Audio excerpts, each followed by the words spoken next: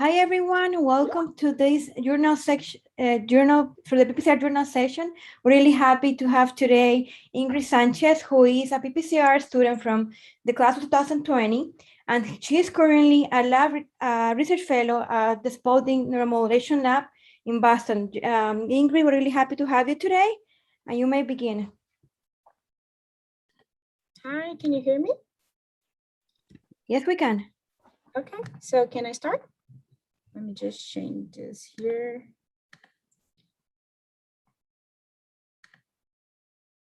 Okay, can you see my?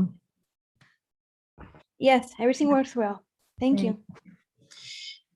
So hi everyone, my name is Ingrid. As Alma said, I'm still a med student in Brazil, and I'm a former student from PPCR last year. And this year I'm currently in Professor Franklin's lab here in Boston. And today we're going to discuss a paper about neuromodulation still. And I hope that you guys feel very comfortable. We are in a very small group, so it's the perfect opportunity for everyone that is here to participate and to make any questions, and also to collaborate with anything that you guys want, because I'm also a student like you guys. So if you have anything to add, please feel free to do so. So the paper that we are going to analyze today is called, the title is Effects of Combined and Alone Transcranial Motor Cortex Stimulation and Mirror Therapy in Phantom Limb Pain, a randomized factorial trial. This paper is actually here from the lab. So I was not here at the lab when they published it, so I had no part in it, but I just found it to be very, very interesting. And just to start and to break the ice a little bit, we can start with a small practice to try to identify the PCOT elements on the title. Does anyone want to give a try and see if we can identify those elements? Let me try to change here.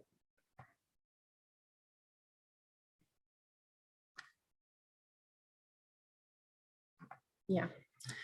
Does anyone want to try? Oh, what I did. Hi, this is Sandra. Hi, Sandra. How are you? Let me give it a try. Just for the title, I can know the population which is patients that have the phantom limb pain. The intervention is combined and alone transcranial motor cortex stimulation and mirror therapy. I mean, actually, yeah, so those are the interventions. Mm-hmm. Yeah. The outcome is pain, like I would say. So the control, it would be, I'm not so sure just from the title, but let's say if they use like a placebo, I don't know. Yeah, no, you're completely right. You cannot identify the control with the title alone. Yes, and the time as well, it's not, I cannot know just from the title.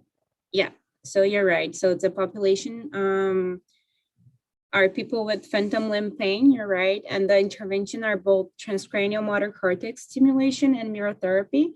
But we don't know what is the control. We suppose there is a control for each of the therapies because it's a factorial design, but it's not clear on the title, and the outcome is probably pain, right? So therapy in phantom limb pain, and the time point that is going to be analyzed is not clear here neither, but that is kind of understandable because it's a factorial trial, so the title would be very, very large, but that is not a huge problem because right at the abstract, we can identify the things that we were missing. So it is a sham control trial for Tdcs, and for the mirror therapy, the control will be this covert mirror therapy, which is not exactly a sham, but it will work as a control. And the time point for the analysis is 4 weeks. That is when the treatment ends. So we can have a general overview of that. And before I move on, I just wanted to explain myself why I chose this paper. So I don't know if you guys could read it before coming, but it might seem a little bit complicated at first. And that is why I wanted to bring it here, because you will realize that some papers might seem complicated, but with the background that you guys got from PPCR, you're now able to understand a lot of things. So you might not know all the tests being used, but you will know how to identify the skeleton of the paper and to go after the things that you need to understand the paper. So that is one of the things that I wanted to show you guys today. And also I wanted to keep up with the neuromodulation topic, just because I know a lot of colleagues already discussed some neuromodulation papers here on the Journal Club session. So I thought that it would be interesting to keep up with the same topic. Then you can compare the designs and all of that. And also because my experience here is being with neuromodulation techniques, so it makes sense for me as well. Also because the main analysis is a regression analysis. And I know that you guys are now studying observational studies, and regression is very, very common for those designs. And I remember that when I was in PPCR, there was just so many new topics that I couldn't really internalize all of those topics, and regression was one of them. So I thought it would be interesting to discuss a little bit with you. And also because it's kind of a challenging last talk. I don't know if this is going to be the last Journal Club, but I think it is, because tomorrow is the last lecture, right? So it is probably going to be this year's last Journal Club.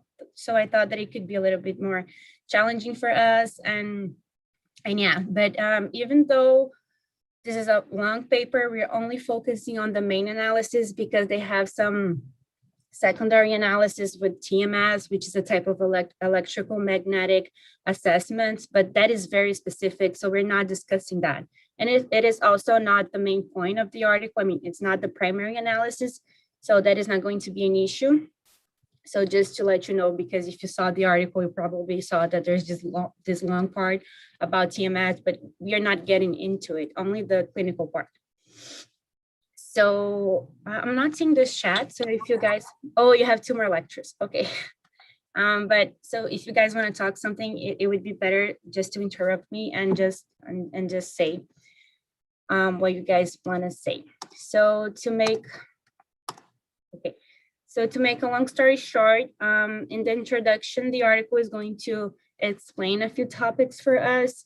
So phantom limb pain is just a painful perception in a limb that no longer exists.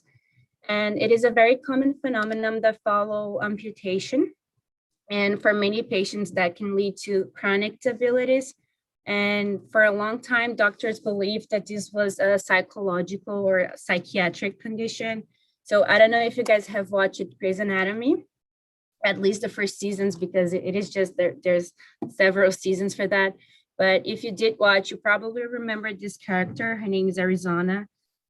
She had an accident and she had to have an amputation on her lower limb. And among the several things that she struggled with, she started feeling those sensations coming from her no longer existing limb that evolved to be a pain sensation.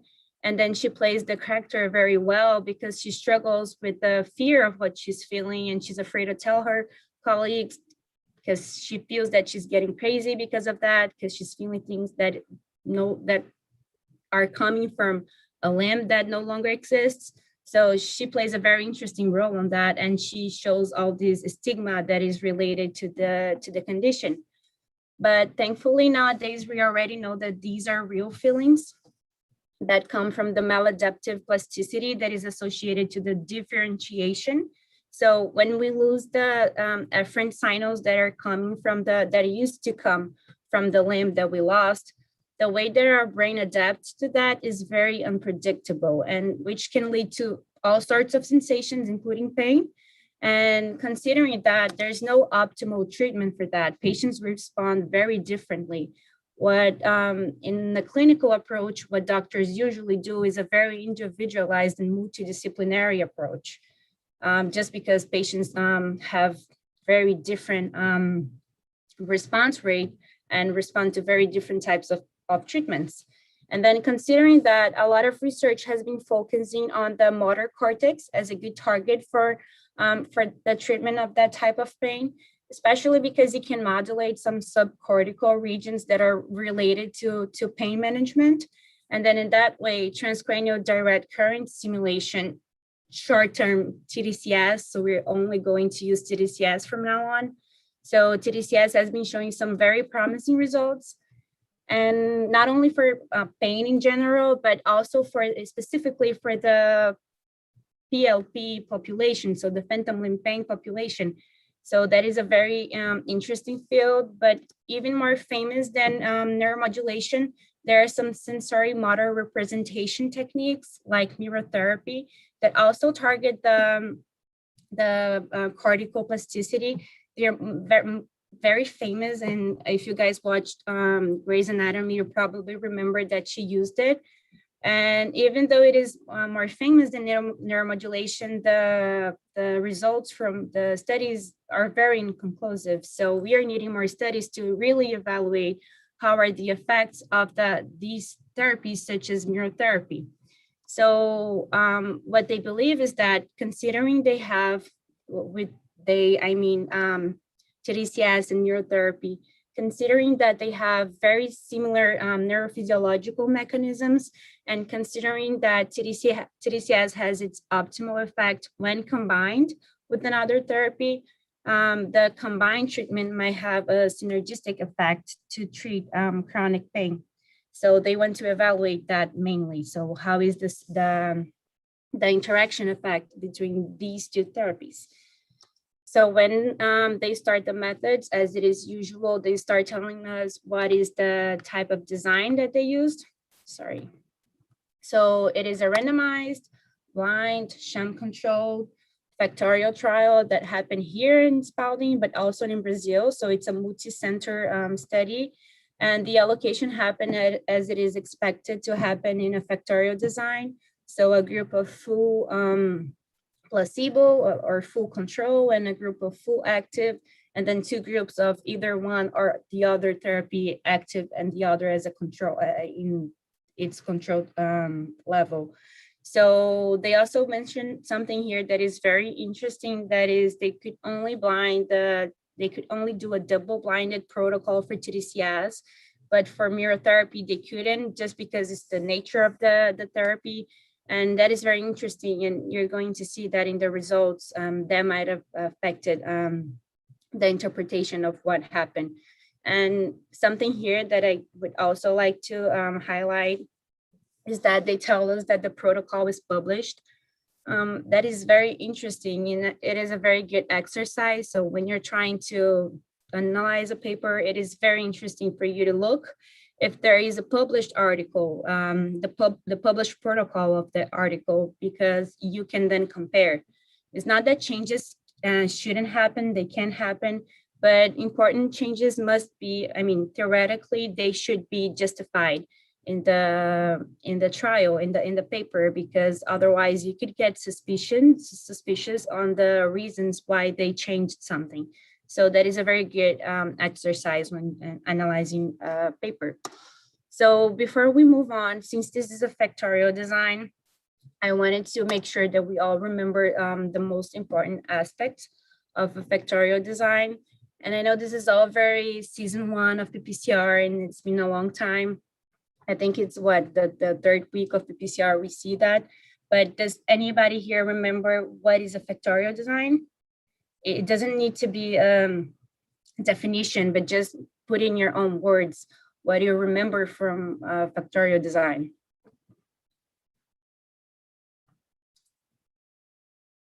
Hello. So as I remember that Factorial design is a parallel design that we have. We can have 2 or even more independent variables, but I think it's more common to use 2.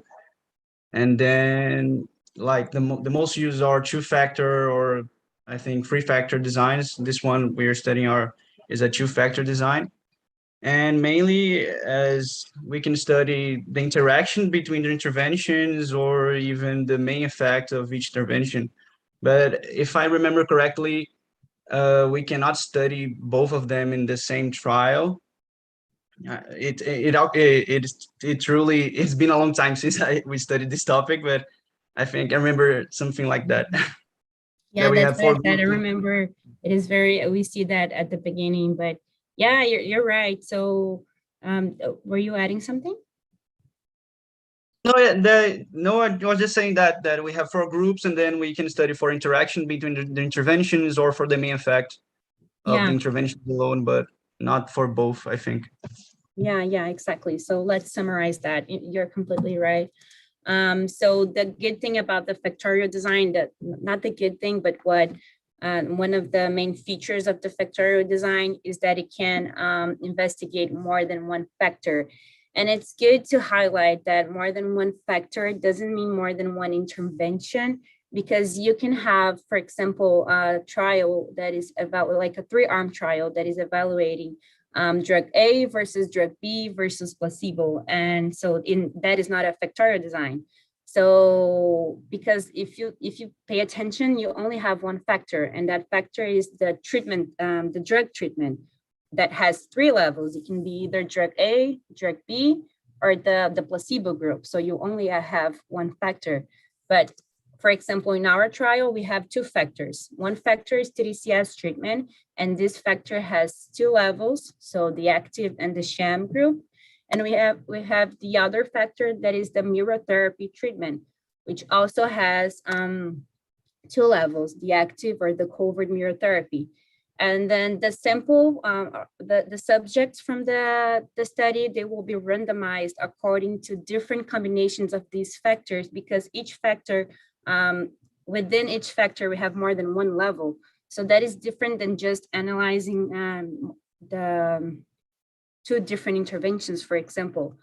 So in that case, when we do that, we can have 4 different groups. And so typically we have one group that is full active with both therapies in their active level. And we have one group that is the full control group. And then we will have one group that has active Tdcs with covert mirror therapy, and one that is sham Tdcs with mirror therapy active.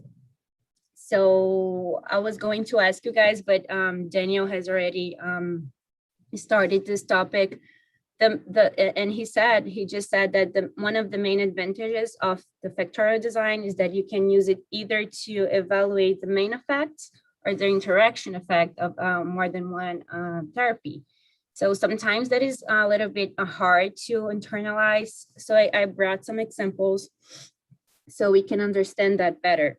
So with the same sample size, the authors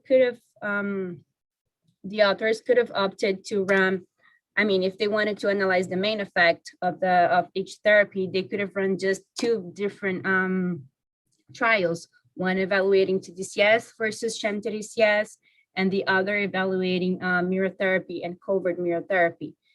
And then they could have just run a t-test in each one of these trials and have the results. But of course, this has the big downside of the resources and money allocation to two different trials, and we have no information on interaction here. So, but it's still, if we wanted to see the main effects, we could have opted for one trial with 3 arms. So 1 arm of active Tdcs, 1 arm of mirror therapy, and 1 of control group. But again, here we don't have any information on the interaction, which is not necessarily a problem. But in the case of the paper that we are analyzing, the main objective of the paper is to see how the 2 interventions work together. So they could have opted to, again, run a single trial with 1 group of active Tdcs and combined with mirror therapy, and 1 group of control. But that is not the best way for you to assess the interaction, because you can only compare the combined group with the control group. And let's suppose that we do have an effect there. We wouldn't know if that was because of the Tdcs, if that was because of the mirror therapy. So you can really detangle the effects of each therapy. So that doesn't add much for us. So one better option would be to analyze in a factorial design, because we could see the interaction, and it's quite clear why could we see the interaction there, but we can also see the main effects here and in a more efficient way than in designs number 1 and number 2, because here we can gather together the groups to make the comparison.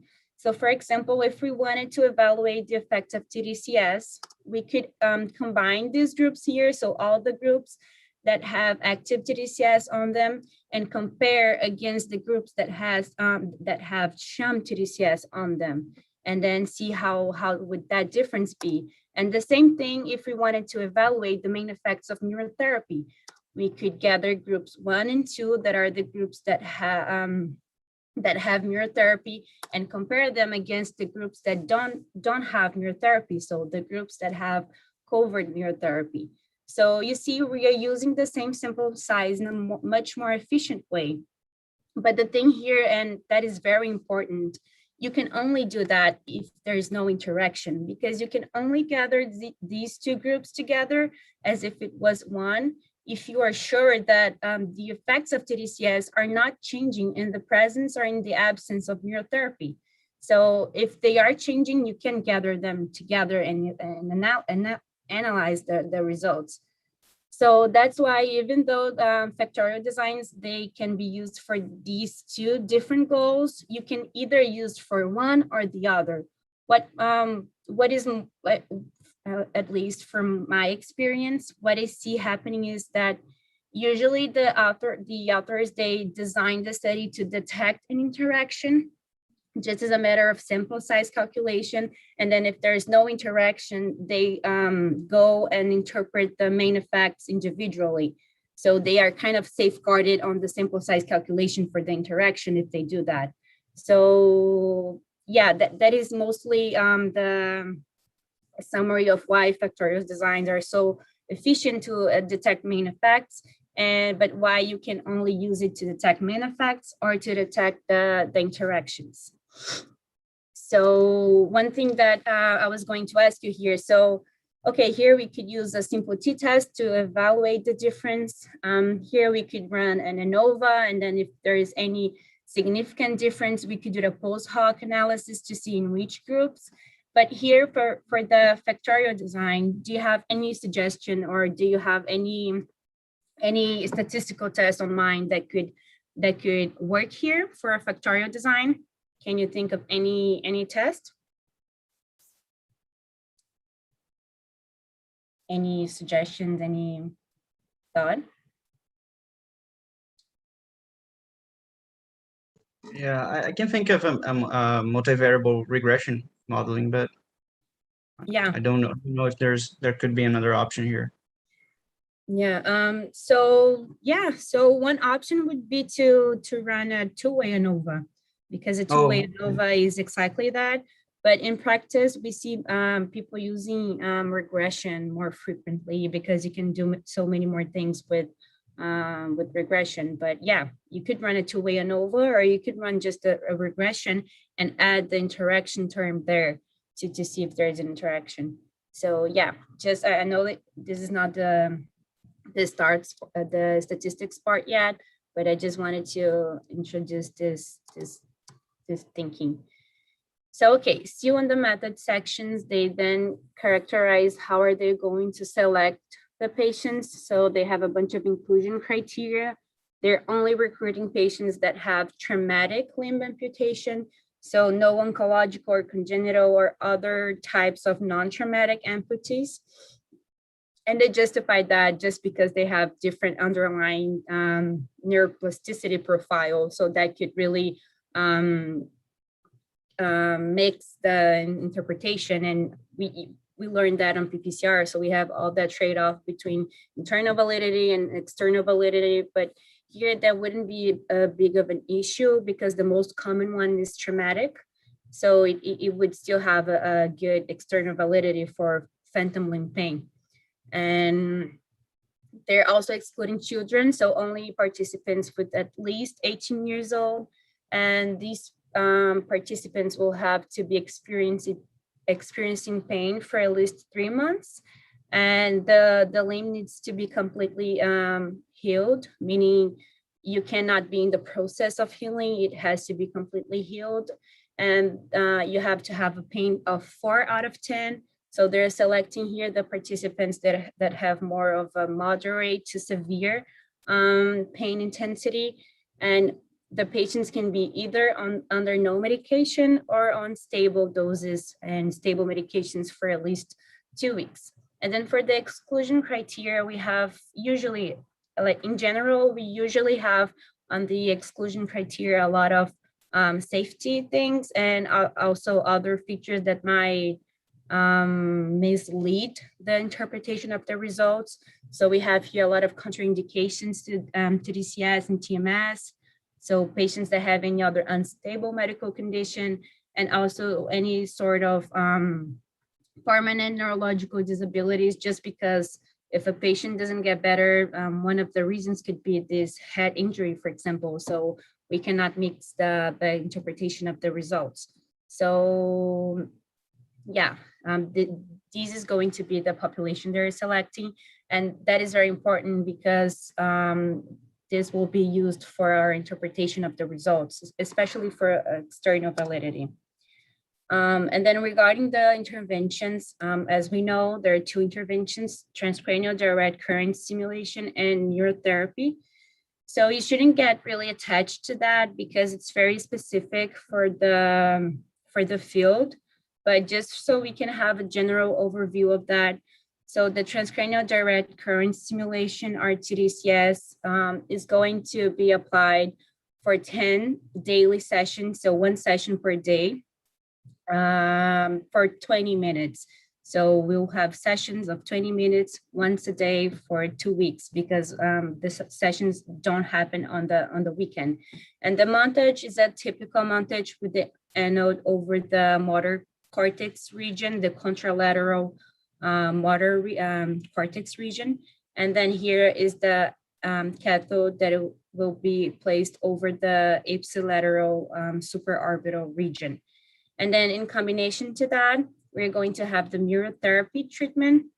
And within combination, I mean at the same time. So people will be performing the neurotherapy treatment while receiving the stimulation.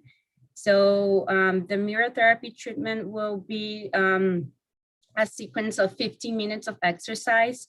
So this exercise is going to be performed with the healthy limb, and is a sequence of first light tactile stimulation, and then an activity of full range of motion of that limb, and then a functional task, which is to pretend to write the alphabet with the limb. And while doing that, that person is going to have a mirror that is placed in between the limbs. I mean, in between the healthy limb and the amputee. And while performing that, the patient will be instructed to be focusing on the mirrored image. So not on the healthy limb, but on what the person is seeing on the mirror.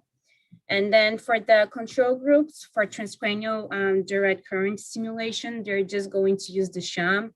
So it's the exact same montage for the exact same time. The only difference is that the device will not deliver current. Basically, it's like that. It is a very reliable type of sham, very used for TDCS trials. And for the control in the neurotherapy group, the protocol is going to be the exact same thing. The difference is that the mirror is going to be covered. So instead of paying attention to the reflected image, the person is going to be imagining that is happening on the mirror. So yeah, so that will be the main protocol. But after that, patients will have to continue with 10 home-based sessions of neurotherapy. And then, okay, so that is very specific. You shouldn't be attached to those things. The specialists would be, so the specialists would be discussing if those were the correct parameters to use, but that is not an issue for us right now. But one thing that we could consider, even not being from the field, is regarding the control for the neurotherapy group, because I would wonder if they are not engaging in true activity, in any neuroplasticity induced activity, once they are thinking and performing the activity of imagining the phantom limb doing those sort of types of things. So that is something that I would wonder. And another thing that I would be a little bit worried is about the home-based session. So I would worry about the adherence for that. So the authors do state that they're going to call the patients in a frequent basis to ask if they're doing the protocol, but some might not satisfy with it. Some reviewers might say that it would be better to have a video call during the sessions to evaluate that.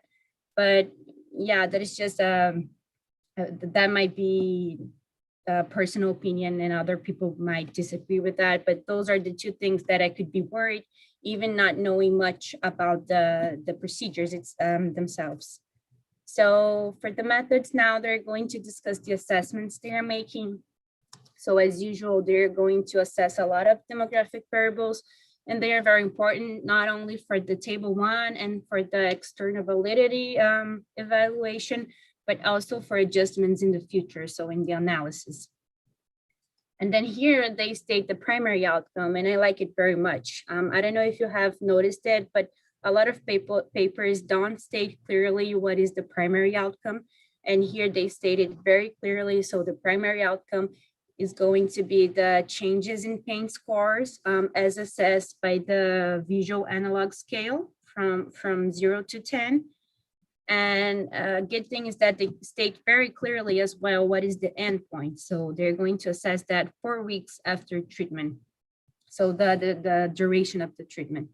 And then after that, they're going to have some follow-ups. So at 1 and 2 months, they're going to do the same assessments, and they will evaluate the secondary endpoints in a secondary analysis.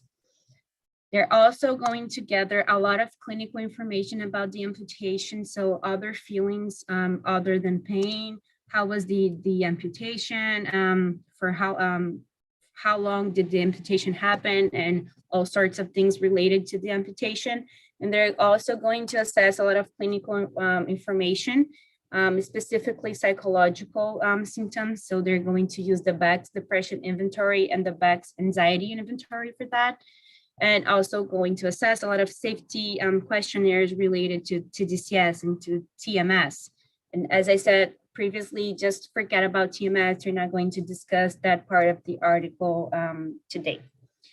So for the sample size, do you guys remember what are the important aspects to consider when calculating the sample size? If I'm not wrong, there are five important things. Do you guys remember for the sample size calculation? You don't have to remember all of them, just some of them. Hi, this is Sandra. Well, I might not say like exactly like the words and how it, it's ordered, but I know that the sample size, it has to be significant of the target population. And it has the sample size. You're saying aspects to consider when you're calculating the sample size, right? Yeah, I mean, when you want to understand how the sample size was calculated, what do the authors need to report about that? Oh yeah, so I just saw Mateus. Yeah, so I was going in another route, but yes, for the calculating the sample size, you will see the confidence interval and the alpha, like the power of the sample size, the sample size that you need to have a significant power on in your study, the dropout rate and the effect size. Yes. Exactly. Yes. So I usually try to remember as 5 things. So we need to predefine the alpha they're going to use, the beta, so the power, as you said, some features of the population, meaning if it's a continuous outcome, I would like to know the variance of that population. And if it's a categorical outcome, I would like to know the prevalence of the disease on that population. The other thing that I want to know is the effect size, or maybe the minimum clinical significant difference. And the other thing is what I'm calling here circumstantial factors are like anticipated dropout rates that you're expecting, or any other source types of things. Like, for example, some people like to increase the sample size a little bit just to be a little more just to be a little more powered for the secondary analysis. Of course, you cannot state that I mean, the thing about calculating the sample size is to have the power to confirm your main analysis. So that's why secondary analyses are kind of exploratory, but some people like to increase the sample size a little bit just so that the results in the secondary analysis are a little bit more reliable. So there are some factors that could enter in the circumstantial factors, but the most common ones are the dropout rate or the attrition rate that you are expecting. So they do describe most of the things. So they say that they use the results from this meta-analysis here, and that is the only thing that I would be a little critical about, is that instead of just mentioning the meta-analysis, they could mention what is the effect size and the variance on that, on the text, and instead of making us go to the meta-analysis to check that. But the information is there. It's just a matter of describing it. I would rather if they had described it on the paper. And they're going to use an alpha of 0.05, a power of 80%, as it is the usual. And for that, they have a sample size of 180 subjects, but they're going to increase the sample size for about 20%, just because they expect that attrition rate. So all the dropouts and loss to follow up. And because of that, the target sample size is going to be 132 participants. And then they are going to tell us how was the randomization and masking procedure. They say that the randomized list was created with random block sizes of 4 and 8 with the web-based randomization program, and that the allocation was also stratified based on the baseline phantom limb pain level and by study site, which is very common. It is very common for multi-center trials to stratify by the center, and also for pain trials to stratify by the pain level at baseline. So in summary, the randomization was a stratified random blocks randomization with random blocks of size 4 and 8, which was adequate for the type of the design that they required. And so for the primary outcome, they already told us. So now they're going to describe the statistical analysis part. And then they state again what is the primary outcome that they're going to evaluate. We already know that. And also some general aspects of the statistical analysis. So they're going to use two-tailed tests, significance level of 0.05. It is going to be an intention to treat analysis, meaning all randomized patients are going to be analyzed according to the randomized group. And to manage any missing data, they're going to use the method of last observation carried forward. And also they're going to assess all types of assumptions for the test that they're going to perform. And the statistical program they're using is Tata version 16, which is the program that you guys have from PPCR as well. So for the main analysis, and now is probably when it gets a little bit more confusing for those who are not used to read regression papers, but let's go with let's read very slowly to try to get the main elements. So they're telling us that, let me just get my camera because it's in front of the text. So they're telling us that they tested for the interactions using a linear regression model, and then that if there was no significance in that model, they're going to evaluate the main effects, which is what we discussed already for the factorial design. They're also telling us that they're going to evaluate other covariate effects on that models, and if they will report if they find any type of confounders. So before moving on and trying to understand that, So what was the statistical test used? It was a regression test. And I wanted to first ask you guys, what is the knowledge that you have on regression before we move on? Just so we can be all on the same chapter, because I'm going to review some basic aspects of regression. So what do you guys know about regression? Does anybody want to talk? My knowledge is that the regression is a statistical test that you use to estimate the relationship between a dependent variable and one or more independent variables that are the predictors of the model. Yeah. So you said something very similar to what I'm going to say now. So regression is all about estimating. So regression statistics is just a set of statistics that we're going to use to make estimations about the dependent variable having our independent variable. So our dependent variable, we're going to call it Y, and our independent variable, we're going to call it X. And with estimating, I mean, we're going to build a model. We're going to build an equation. So with that equation, we can estimate the changes that are going to happen in our dependent variable. So for example, if we have a certain change in our independent variable, in our X variable, what is the corresponding change that we are expecting in our dependent variable? So that is pretty much what a model is about. And then the independent variable can be only one or several, and you can call them covariates, predictors, explanatory variables. It will pretty much depend on the purpose, what is the main objective of your model.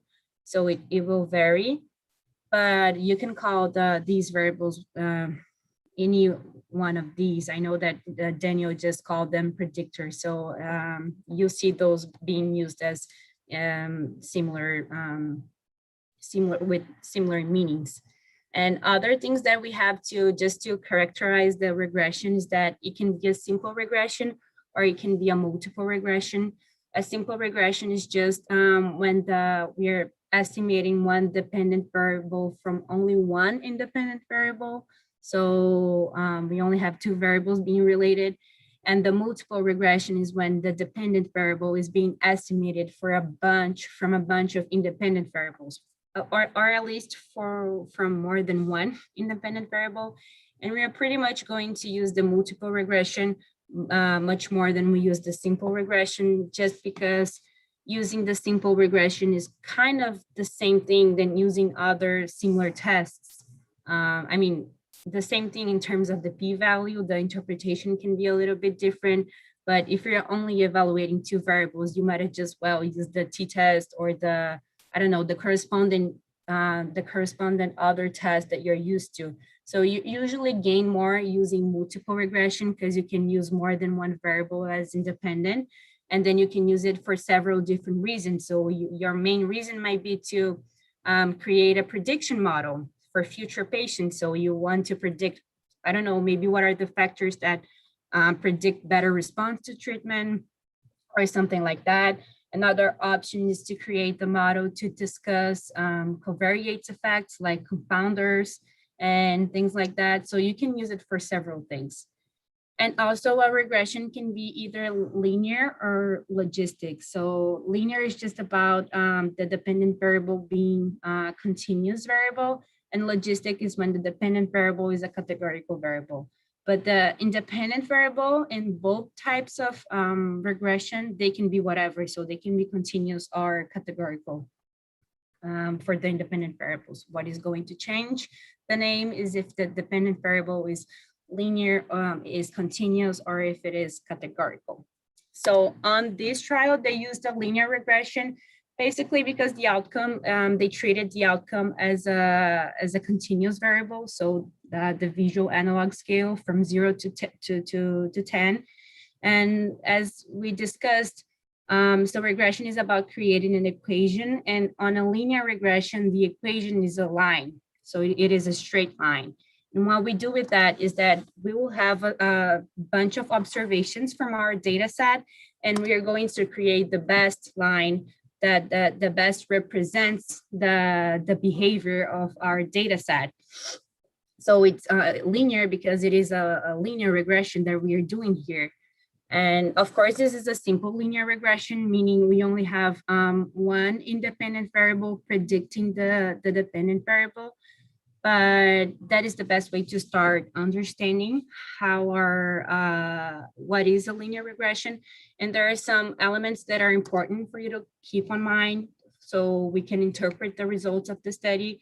So the beta coefficient is a coefficient that tells us about the magnitude of the relationship. So it's the slope of that line, of this line here. So the larger the slope, so the larger the beta coefficient, the more intense is the relationship between these two variables, because for a same change in our x, we would have a larger change in our y. So this line here would be like more like this. So that's why the beta coefficient tells us about the magnitude of the relationship, while the p-value is going to tell us about the significance of that relationship. So for each variable that you add in the model as an independent variable, you're going to have that result for each relationship. So for each variable that you add, you're going to have a beta coefficient and a p-value. And it is the same thing for the interaction term. So what the interaction term is basically a very easy command on Stata. You would just put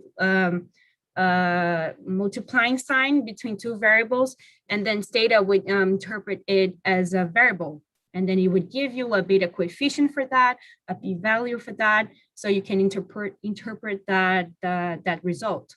And another thing for you to keep in mind is that the way that you select the variables to put in the model can vary a lot. So if you run a randomized trial, you'll have a bunch of variables, and for sure you're not going to use all of them. So the method that you're going to use to select those variables are just so many that are way beyond the scope of this discussion here. Just keep in mind that there are several ways to do that, and it is still a hot topic on statistics. So many people still discuss what is the best method to select that variables, but just keep in mind that you have that.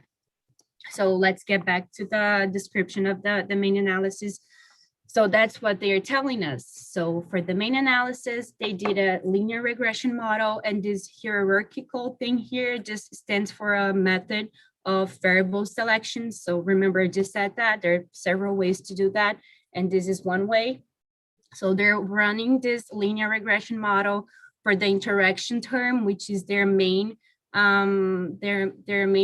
interest in the analysis. And if that doesn't happen to be true, they're going to analyze the main effects individually. And also they're telling you that they're not only running this model for the primary outcome, so for the phantom limb pain changes, they're also going to run the same models for phantom limb sensations, so other sorts of sensations that are not pain, and also for residual limb pain. So the limb that the residual part of the pain that the residual part of the limb is still feels. So they're going to run similar models for all of them. And you'll see that they're going to call these two outcomes here co-primary outcomes.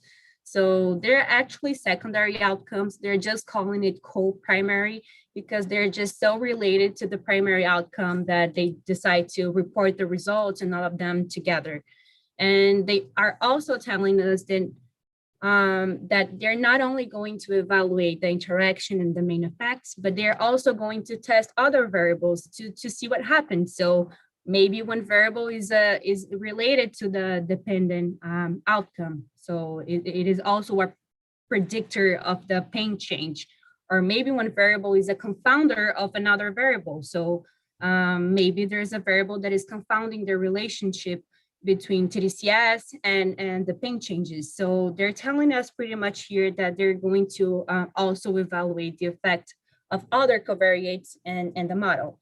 And there are a bunch of some weird words here that might scare a little bit, but those are just regression diagnostics, meaning we also have several assumptions that we have to meet to do other tests like t-tests. So we also have them for regression, and they're just telling us they're going to use these tests to check if they have all the assumptions or if there are some deviation. So it's nothing more than that. Okay, I'm talking a little bit too fast. And then here they continue telling us what are the variables that they're going to adjust in the model. So they're going to adjust for these two indexes here that they created. So this index is PLP minus PLS. So it's just the phantom limb sensation intensity subtracted from the phantom limb pain. They created an index for that. And they also created an index for the phantom limb pain and phantom limb sensation as a category. So they got the results from baseline, and they have the mean values of pain and sensation. And then people that had a higher value than the mean were considered to be high. And the people that had a smaller value than the mean were considered to be low. So they created a bunch of categories here. So people with high pain and high sensation, high pain and low sensation, high pain, high sensation and low pain, and all the possible combinations for that. So here they're just telling us what are the variables that they put other than the treatment, other than Tdcs and mirror therapy. So they're also putting these two indexes there. And they explain that they're doing that because they want to silence the feeling of pain, because those feelings can get very confused with each other. So they just want to make sure that the pain is going to be analyzed in a more silent way without the influence of other sensations. They also tell us that they're going to adjust the p-values just because they're doing several models. As I told you, they're going to do the same models for the phantom limb pain, for the phantom limb sensation, and for the residual limb pain. And just because the multiple models that they're going to do, they decide to adjust the p-value just with the Bonferroni correction later. And they're also going to compute the effect sizes. So that is the main analysis that we're going to see the results. And that is going to be performed as well for the co-primary outcomes. And okay, so this is still about the primary outcome. Remember, the primary outcome is pain change. This secondary analysis I decided to report just because I thought it was interesting, but we are focusing on the main analysis, on the regression analysis.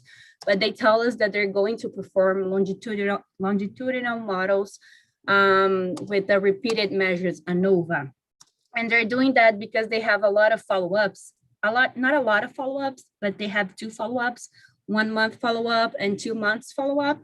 And they want to evaluate it secondarily. So they're going to run a repeated measures Anova to see how is that changing with in different time points. So the only difference from a common Anova to a repeated measures Anova is just like the same difference from an unpaired t-test and a paired t-test. It's just that when you run a common Anova, a usual Anova, one of the assumptions is that they're all independent. The groups being compared, they are independent. But that is not true when you're evaluating the same sample at different time points, because it's just the same sample, so they're not independent. So because of that, you need to specifically use the repeated measures Anova in that case. And like all types of Anova, you only see if there is a difference somewhere. And then if there are, you're going to do a post hoc analysis with the Bonferroni method, for example, just to check that, in which a specific time point was a different, was there the difference, if there happens to have a difference. So the results here, as usual, they start telling us the characterizing the sample, the recruitment, and also the baseline features. But let's just jump that and go straight to the flow chart initially. So I don't know why I can't see, but I'm not seeing how many patients here they screen, but I think it's almost like 400, and most participants were not eligible. So only 132 happened to consent at the end.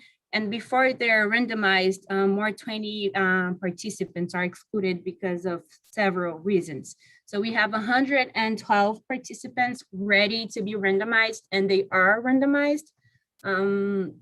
At first, during the allocation, we lose one person here in the full active group just because they were unable to reach.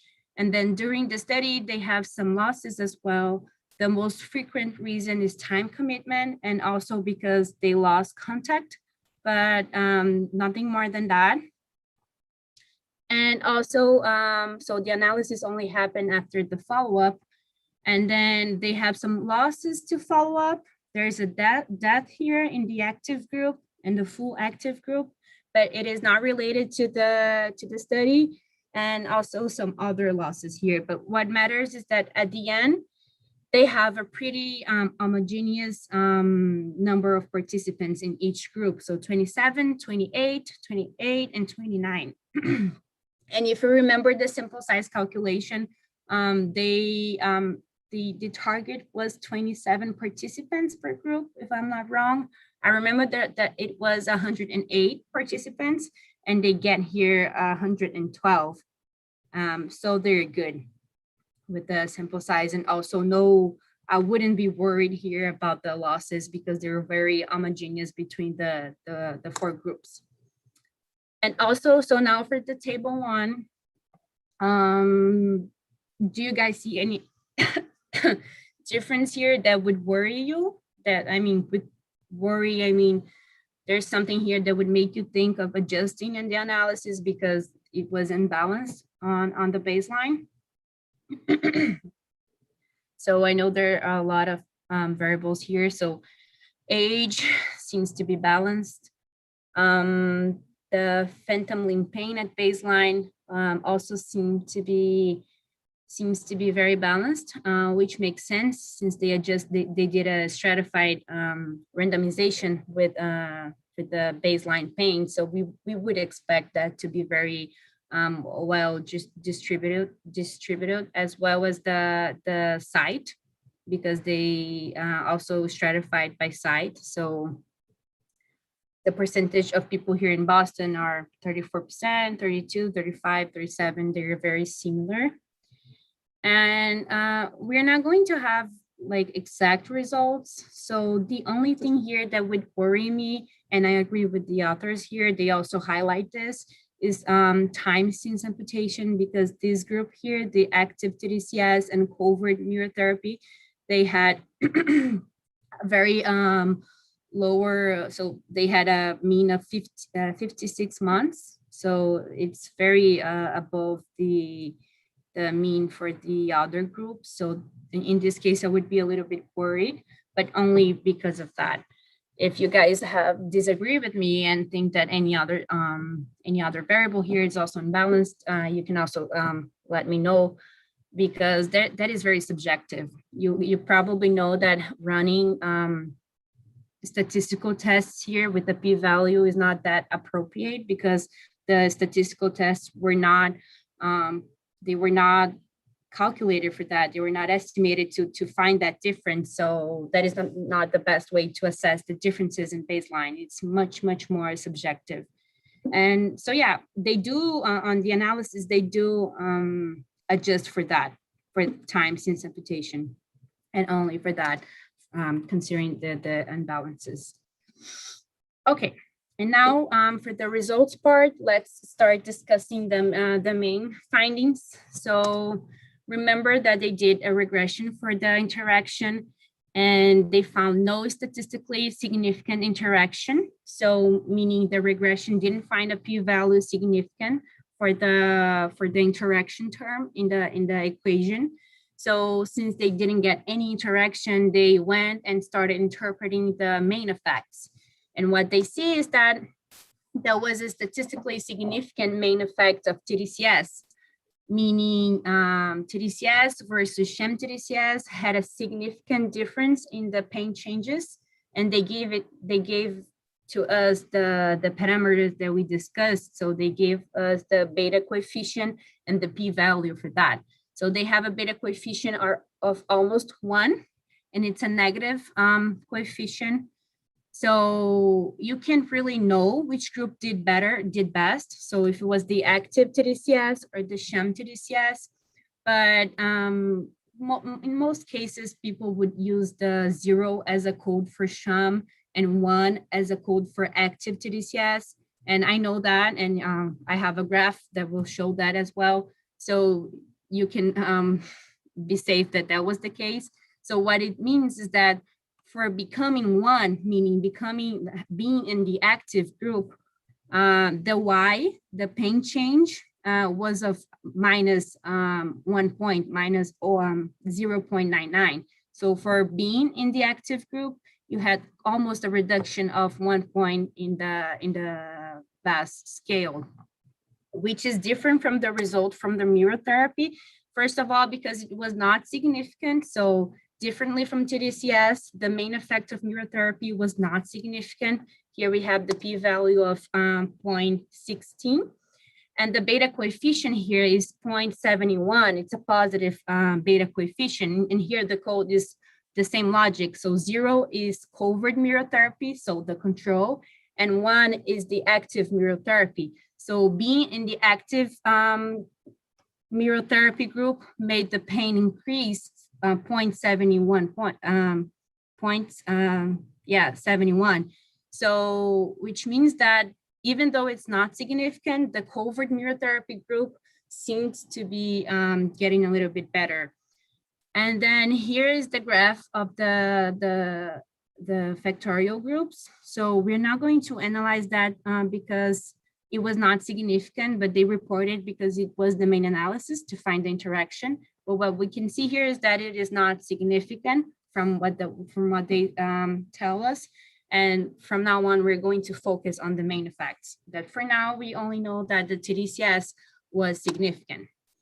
And here is the result from the secondary analysis of the primary outcome. Remember that they run repeated measures Anova.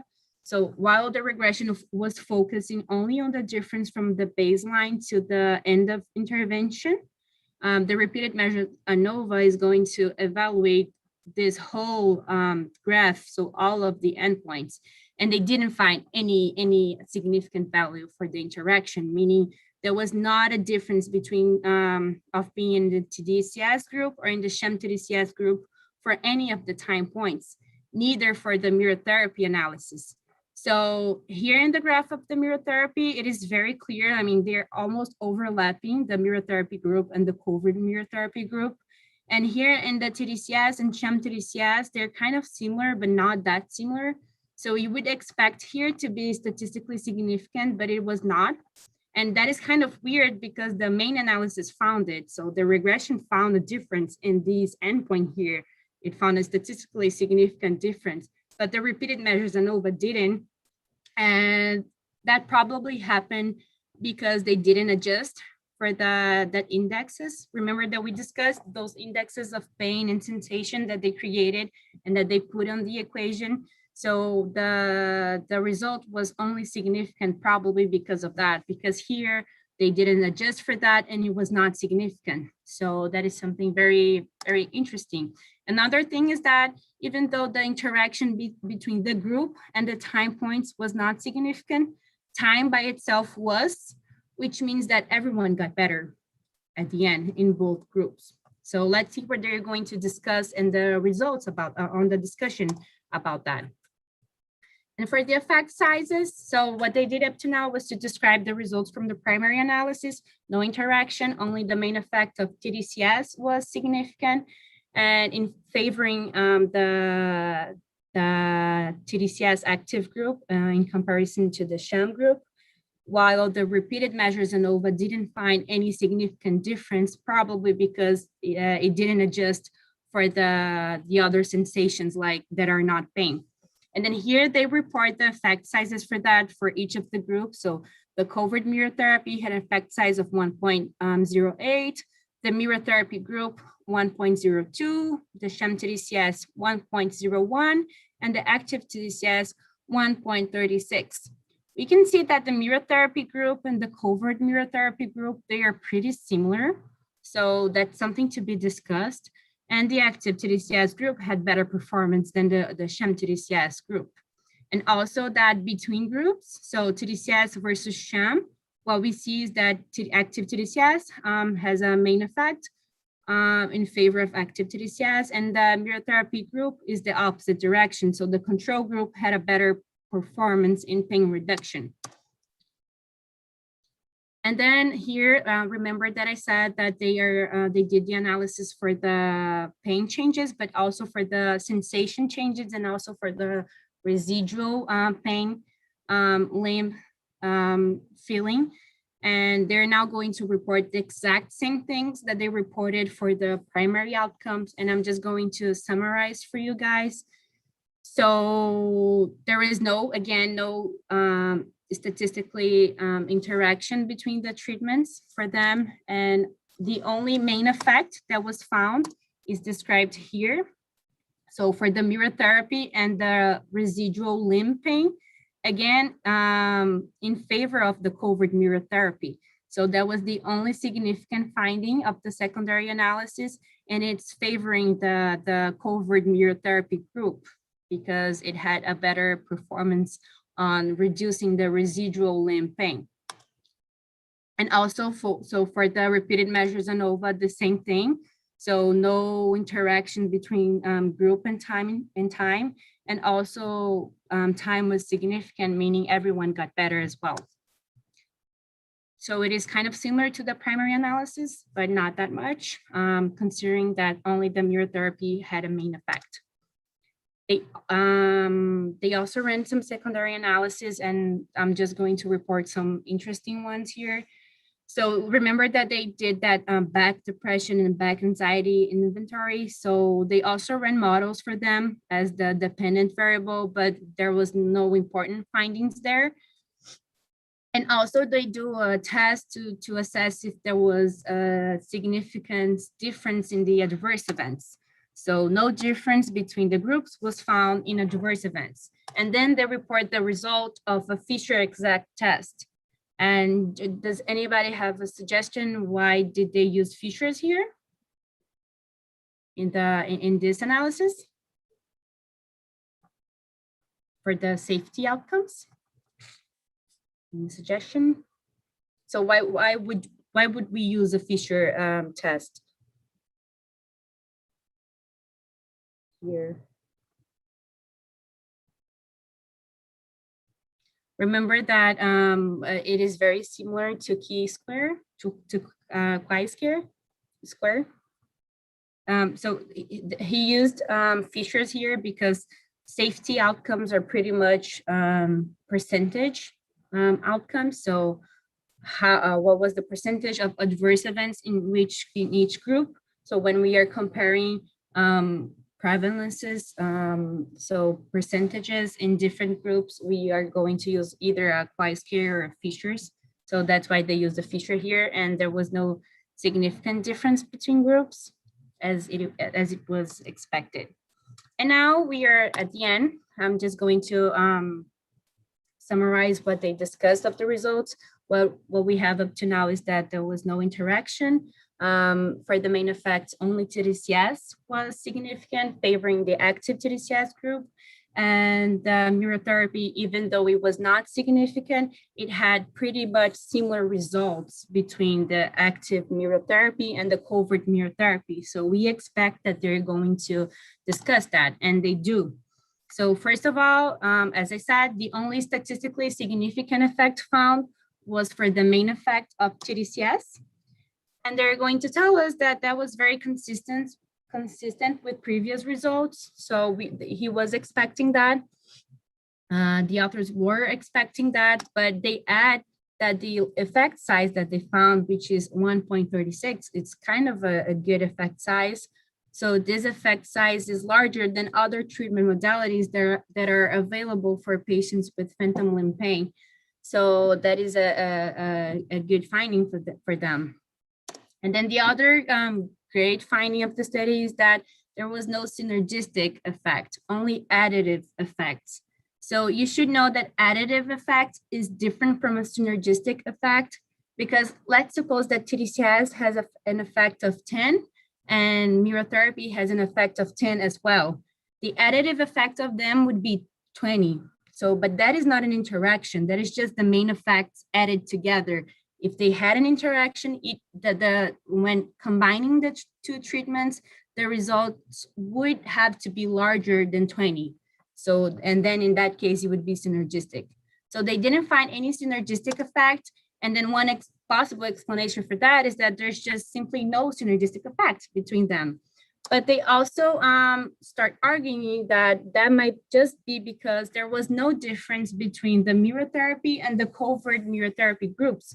So that's probably why they couldn't see any interaction there, because these really had no difference. So how would you see that? How would you see that each the active mirror therapy in addition to active TDCS was synergistic? So that jeopardized that analysis. So they're going to try to discuss why is that, and now we're going to finish with that discussion. So the mirror therapy and the covert mirror therapy had similar results on phantom limb pain reduction. And one possible explanation for that is that that is just a high placebo response. So, and it makes sense because it was not completely blinded. So you can expect that, but then they're going to argue that the effect size that they found for these groups, so for the sham TDCS group that had them, it was very larger in comparison to the placebo response that they have in other phantom limb pain studies. So they found an effect size of from 0.81 to 1.22. And the effect sizes that they found for the placebo response in phantom limb pain studies was from 0.38 to 0.53. So it is a very large effect in comparison to what the literature shows us. So if this is a placebo response, it's a very large placebo response. And then another option would be that this is not a placebo response, but both groups had results. So both groups were active and both interventions had a real effect. And they're going to use the results from previous studies to argue with that. First of all, they are going to talk about a study that in which the active mirror therapy and the covert mirror therapy both improved the pain symptoms and amputees. So that is one thing that is in accordance to what they're saying here. And also they had another study that the mirror therapy and the sensory motor exercises had similar effects. What is the mirror therapy? Is the sensory motor exercise plus visual feedback. And what is the covert mirror therapy? A sensory motor exercise without visual feedback. So they're trying to say here that this is pretty much what the control group was receiving. And then in this study, the active mirror therapy had a similar result as the sensory motor exercise group. So it is also in accordance to their theory that both active and control mirror therapy were having an effect on the pain outcomes. So with that, they're going to conclude saying two possible things. So first of all, if that is true, maybe the visual feedback provided by the real mirror is not completely necessary. And more than that, they go ahead and tell us that maybe TDCS combined with the sensory motor therapy leads to higher pain reduction. So not only the visual feedback might not be necessary, but maybe the effect might be higher only with the sensory motor therapy. And then they're going to tell us that there is this study in which the amputees described that they had an increase in movements and sensations when they were performing the motor imagery with visual feedback, meaning it was harder to engage in the sensory motor activity when they had visual feedback. And it's also in accordance to what they found in the study, because the covert mirror therapy, remember that in the secondary analysis, it had a significant primary effect on the residual pain reduction, or it was on the pain limbs sensation, the phantom limb sensation reduction.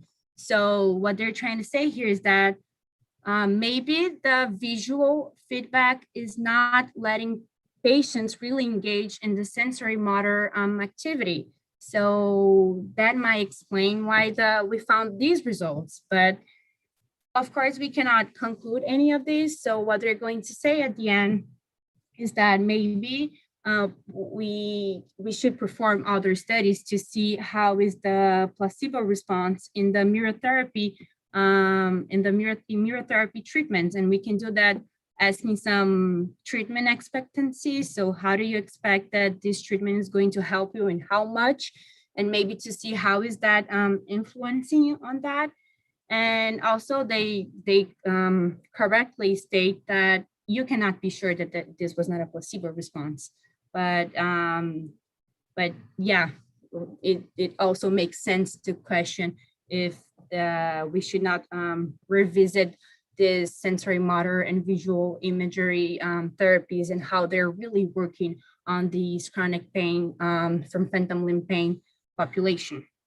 And then, yeah, they have also a lot of other conclusions came from the TMS analysis, but we're not going to get into that, of course. But if you guys got interested on the secondary analysis, you can email me and then we can discuss about it, but it would be too long. And I know that I already passed a little bit the time, so I think it was a little bit long, but yeah. If you guys have any questions, I'm available right now, and you can also email me with the questions. We can discuss about it, and that's it. Thank you, Sandra. Thank you, guys. Thank you, everyone that was here. Thank you, Daniel. Have a good day, guys. Wait, let me just.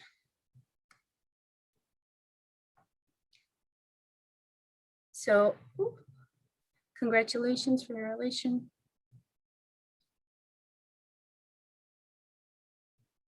Months of pain before. How it went from adjustment. Can you open your mic? So you're asking me if they adjusted for that. They did adjust. So they don't mention that on the article. So I was thinking about it. And then I went to the journals page and then, hi. Hi Ingrid, I'm Salvatore. I'm an TA2, so for PPCR. You mentioned about the imbalance variable at the baseline. Do you remember the month of pain before? Yeah. And you said, or I'm wrong, or you said that they adjust by regression the variable to see if there's some difference between the groups at the end. I understood well or wrong? Yeah, I'm so what I said here is that this oh yeah, time since amputation. Yeah, this one. Yeah, so that is an important difference here. And so you would wonder if they didn't want to adjust that in the analysis, and they don't mention that on the article. So when I went to the journals page and then I checked the supplementary material, and then I found that they did adjust. So if you go there, you can find all the input from the STATA, and then you can see the exact variables that they selected for the model. And one of them is the time since amputation. So they did adjust for that. Is that what you asked? Yeah. So they did adjust, and there was no difference.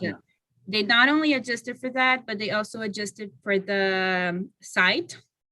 I mean, in my opinion, it's very well balanced, but since it's a multi-center trial, some people would still want to adjust that in the analysis. So there was no different adjustment value for the time since amputation, yeah? Well? If the result changed, no, I don't think that changed, but they decided to maintain on the model even so. Okay. But I don't think that, I'm not sure though. I mean, there's just there's so many ways that you can build a model, and they don't really describe that if they decided to maintain it because it changed the results or only because it wasn't balanced as a safe option. But I couldn't know that. But from what I saw in the supplementary material, I don't think that changed. I think that the most important adjustment was those pain categories that they did. So that was the main difference. I think that without that, it was not significant, the results. Okay, thank you very much. Thank you. If you have any other questions. Thank you very much. Okay. If anybody, no one has any other question, I think we can just leave, right, Alma? All right, stop.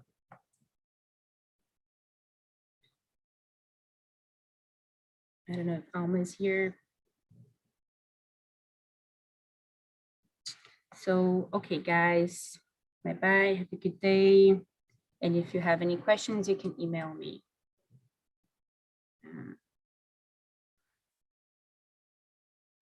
Great, everyone. So thank you, Ingrid. Great presentation. It's really amazing how you discuss everything and all the details of the protocol. We know that it was also really challenging design and work as you learn. But we appreciate your time, and we hope that all the students are joining here, because we also know that we got parallel the office hours that started at 6, so some of them have to leave. But it was really nice, and so we appreciate your time, Ingrid, and thank you so much for being here. And everyone, the recordings and slides will be posted, and have a nice night. Thank you, Alma. Bye-bye. Have a good day.